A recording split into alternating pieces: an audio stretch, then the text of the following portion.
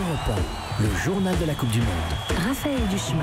Et Jérôme Lacroix à la une ce matin, un plat pays qui se soulève. Là, il y a un coup à jouer avec Meunier qui arrive, Lukaku, et ça va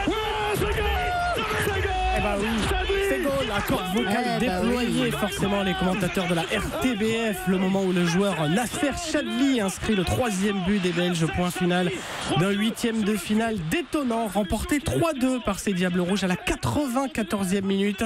25 minutes plus tôt, ils étaient menés 2-0 par d'inattendu et vaillant japonais. Forcément, euphorie en Belgique, nous sommes ici à Liège, un exemple parmi tant d'autres.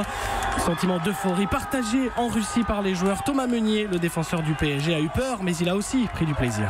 Incroyable, tu as des occasions, tu domines. Début de deuxième période, 0-1, 0-2, tu te dis c'est terminé. C'est des frayeurs un peu inutiles, je vais dire, mais voilà, c'est le football et c'est maintenant ou jamais pour la nation belge de montrer qu'on a le talent. Et cette scène aussi à la fin de la partie, Thierry Henry, le bleu de 98 qui embrasse un à un les joueurs belges, surtout les attaquants dont il est l'entraîneur. La Belgique, meilleure attaque du mondial ce matin, 12 buts. En quart de finale, c'est le Brésil qui se présente avec un footballeur acteur de cinéma.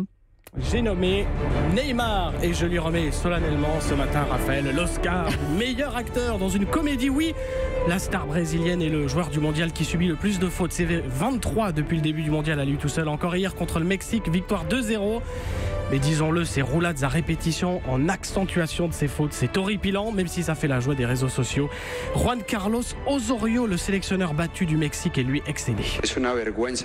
C'est une honte pour le foot qu'on perde autant de temps pour un joueur qui fait des roulades. C'est un terrible exemple pour les enfants qui regardent le football. On a perdu jusqu'à 4 minutes parfois parce que Neymar se tordait sur la pelouse. Toutes ces pitreries, c'est une honte. C'est dit. Alors il faut dire que le match de Neymar ne s'est pas résumé à des roulades. Il a été décisif, auteur d'un but qui d'ailleurs permet ce matin au Brésil d'être la nation la plus prolifique en Coupe du Monde. 228 buts inscrits, nouveau record, un de mieux que l'Allemagne. Et les Bleus alors ? Eh bien, esprit tourné vers vendredi 16h, France-Uruguay, quart de finale. Griezmann et Hernandez absents hier de l'entraînement collectif, mais pas d'inquiétude.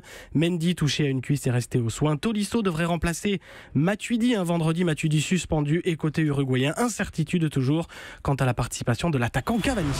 Aujourd'hui, les derniers 8e de finale avec la classe à l'anglaise. Oui, alors 20h, c'est le duel des ambitieux Colombie-Angleterre avec un sélectionneur anglais, Gareth Southgate, qui attire les regards.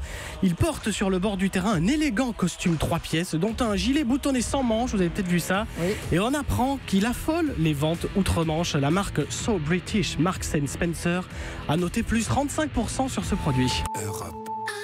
Europe 1.